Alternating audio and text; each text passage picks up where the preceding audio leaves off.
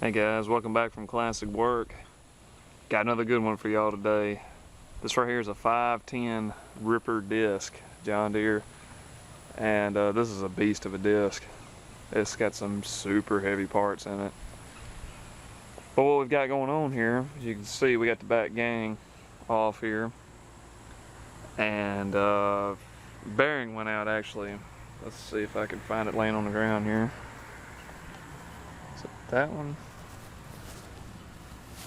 Yeah, bearing went out here. You see the race is completely torn in half, and consequently, not only was the axle bent, we had to cut the axle out. You can see it's got a nice bend in it, but we thought that was the main root of the problem. It was just the axle bent in it, and that happens. That's a common thing. It turns out that it was so thrashed that it actually bent the supporting bar, this piece right here, right down here where it connects to this main beam. It twisted it right here, and I'll show you what it looks like in just a second. So, this is a much bigger piece of material than this, so it gave at the weakest point. So we got to fix that. Now granted, you probably could go to John Deere or something like that and buy that piece, which it might cost you an arm and a leg. It's pretty simple in how it's made. So my dad and I just decided we'll just fix it ourselves. So let's go take a look at it. Alright, well here's the support. Right here, if you can tell, there's a huge twist in there. And yeah, that's properly screwed. So the trick to this is we don't have to use brand new material on this entire piece right here. All we got to do is cut these two ears off right here that connect to the main beam, and then that one piece of angle iron back there. And then all we've got to have is this little piece of tube right here, and we can build everything from there. So basically this video, as I wanted to show you, is how to utilize material that you already have, and it won't cost you near as much. It'll take you some time, but it won't completely kill your budget that you're trying to work to, or if it's something that you're doing yourself, it won't kill your pocketbook, more or less.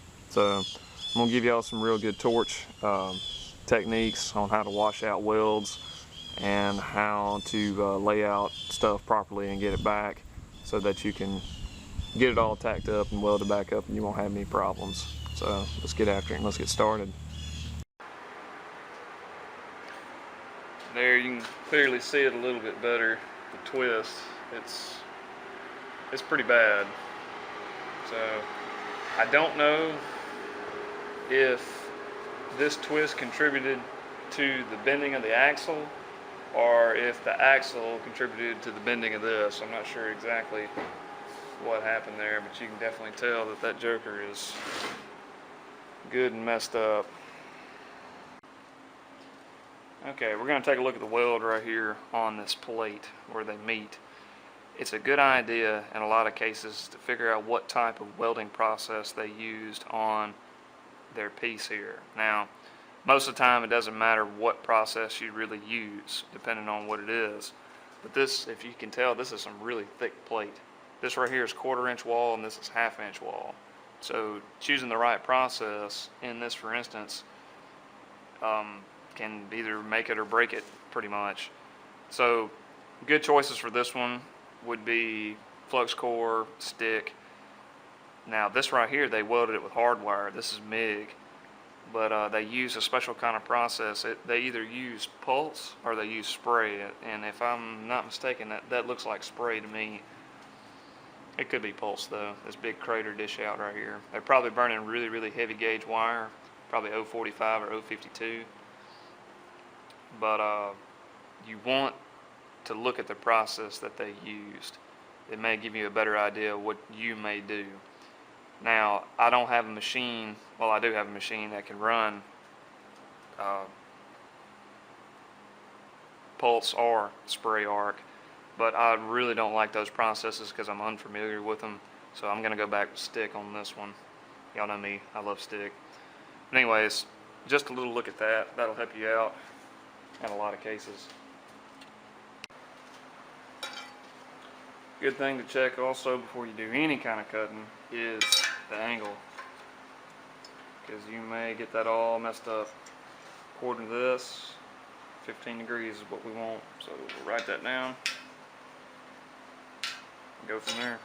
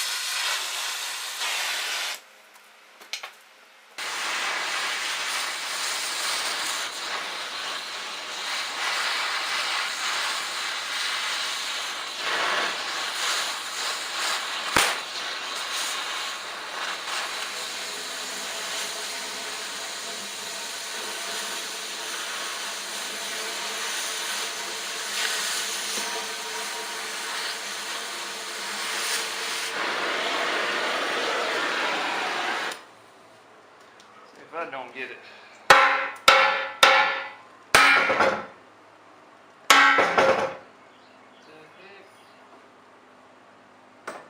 What's got you?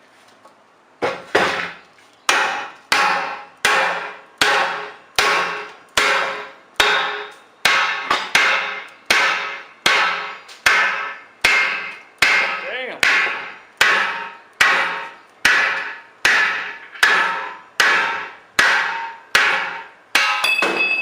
Man, that's some good welds.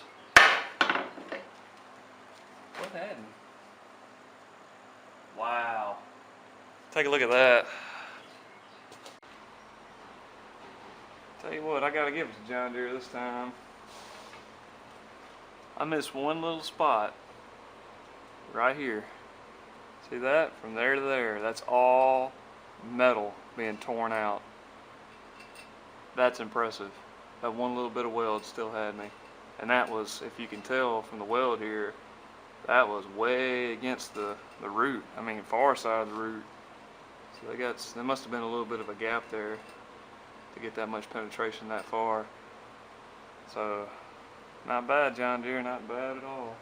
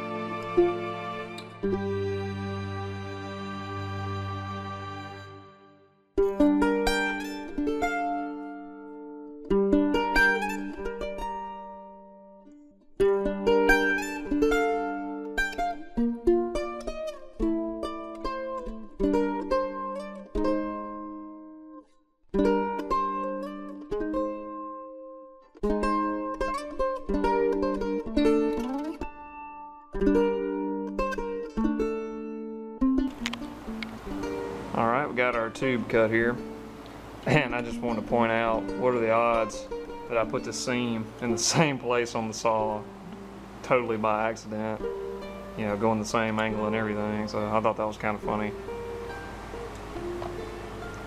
One thing I want to point out real quick, put some form of bevel on your tube here. I didn't put very much of one right there, but you'll be surprised, a little bit goes a long way. Don't get extreme and put like a big heavy chamfer on there, because you're not doing anything if you do something like that. Remember, when welding a fillet weld is what we're going to be doing, all the strength is in the geometry of the weld, more or less. A fillet weld is a triangle, and a triangle is where it gets its strength from. So don't overdo it.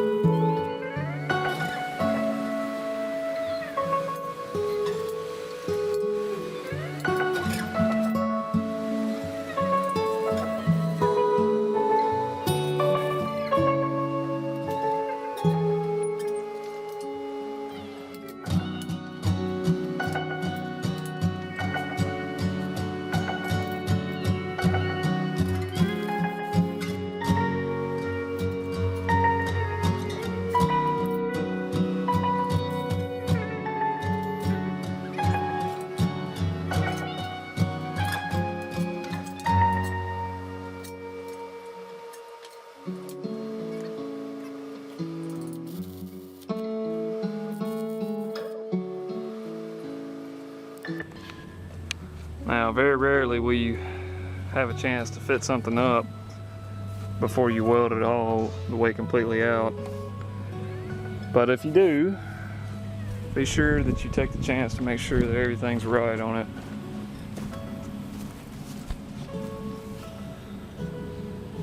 And we're in good shape.